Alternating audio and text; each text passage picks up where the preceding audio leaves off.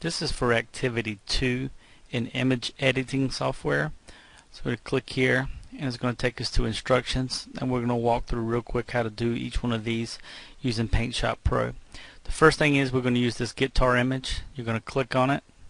When you do, this image will pop up. You'll need to right click on it and save the image in your week 4 folder. Then you're going to open up Paint Shop Pro and open up the picture here so that we can start making changes to it. Now I had to take a picture of a guitar and make some changes to it, so there will be a little bit of some cleaning up we'll have to do beyond the scope of the exercise. But let's look at the first question here. It asks us to take the graphic guitar, add a color to the background instead of white. So you can use any type of color you want to. We're going to use, remember, this is your foreground color, this is your background color, but in order to change the background color, I'm going to use the flood fill button. So I click on the flood fill button. It's going to use whatever color I have for the foreground color. If I click with that, it'll be that color. I did Control Z just then to undo that. I'm going to click on that color and choose another color. So let's do a green. As you see here, there's some little white dots because I didn't clean it up really well. So an extra little thing we're going to do is learn how to erase. When we use the erase tool, it's going to use the background color, which is black, to erase. We do not want to do that, so I'm going to undo that. You can switch the foreground color and the background color very easily by clicking on these 2 arrows. Now when I'm erasing, I'm not really erasing, I'm actually almost like painting to make it just look a little smoother and a little better. And you can see I missed in between the keys, but we're not going to worry about that too much here. Alright, the next step in our exercise is to create a new raster layer and add text, and we're going to give the appearance of a drop shadow. Some programs, more advanced programs, you're able to type, and as you type it will put a drop shadow for you. This one not as much. So we're going to go to layers, and we're going to insert a raster layer. We're going to call it text. It's important to have your layer palette open. If it's not open, you can go to view, toolbars, and you'll want to have your toolbar open, tool palette, tool options open, and layer. And sometimes they just disappear. If that happens, you always can go to view, toolbars, and get them to pop up if you can't find them. Alright, so we're going to type text. I'm going to type in the letter there, and I'm going to put Freeman is awesome, because I am. And the background color is going to be black. We're going to make it look like a drop cap. So I'm going to click on that. You can change it. This is actually, the color is going to be burgundy. So click OK. I got Freeman is awesome up here. And then I'm going to click on the A again. Click on the stage, and I'm going to change it to a brighter color. Maybe a gold. And then it's gold text. When I click OK, I'm going to move this layer. See how it's just a cross-eye, but when I move it where I can move it, you'll see 4 arrows instead of just 4 lines.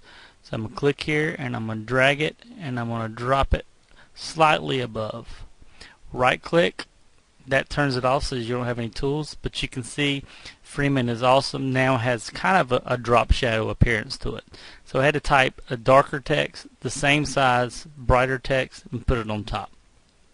And you also see that's layer 2. If you go to your layer palette, you'll see there, there, and there. So if you wanted to hide the guitar, it's gone.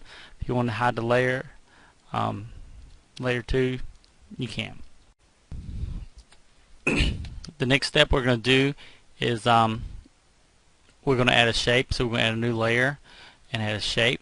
To do that, you open this up, you go to insert new layer. We're going to name this our shape. Alright, I got the layer called square. I want to make sure I'm on that, and under I'm going to choose this button, go to my tool options, I'm going to do a square, and the style's got to be stroked. We're going to do just filled, and this will be a blue color, so we do OK, and we're just going to draw a square. Right. Next step, is we want to experiment in arranging the different layers and orders. So this is how you can move layers around if you got them in the wrong order. You have this button here called it does the moving for you. So right now it can move the square anywhere I want to. But if I go to my layer 2 that has my text, I can click on it and move it where I want it. If I wanted to move anything else, you can. So you're not stuck with that, and that's what the advantage is for using layers. You can move them around. If I were to decide to put this on top of that, also I could take that square and put it on top of that layer, and if I did that, it will be on top of the text. So you can still move things on top and behind each other. Alright, now we're going to merge or flatten the layers. Once we do this, we will not be able to move anymore. So I'm going to click on Freeman, it's awesome, or I'm going to move this over here. And I'm going to go to layers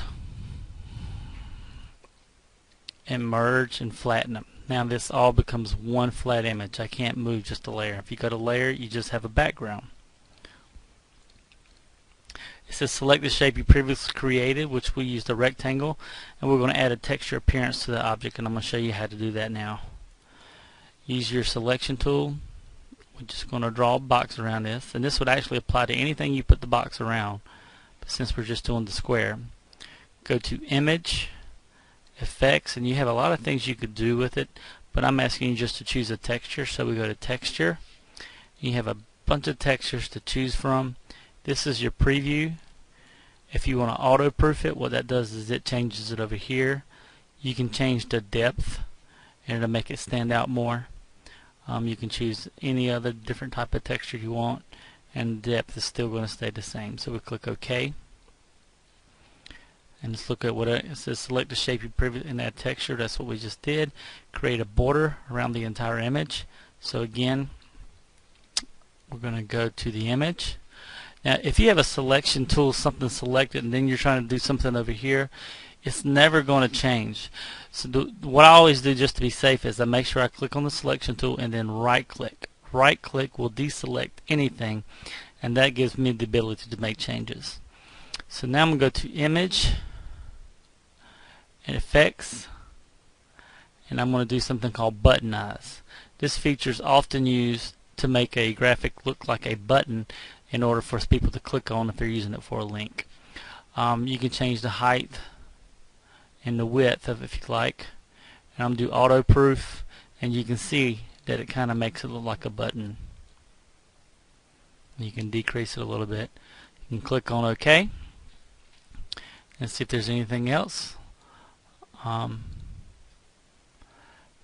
finally we're going to save as your initials, and then we're going to upload it below in the forum so everybody else can see it, but you will also get a grade for it. One term that I didn't cover in this, and it's called gradient colors. That's when you have one color that gradually changes to another. You kind of see it in your button eyes here. It goes from a dark green to a light green.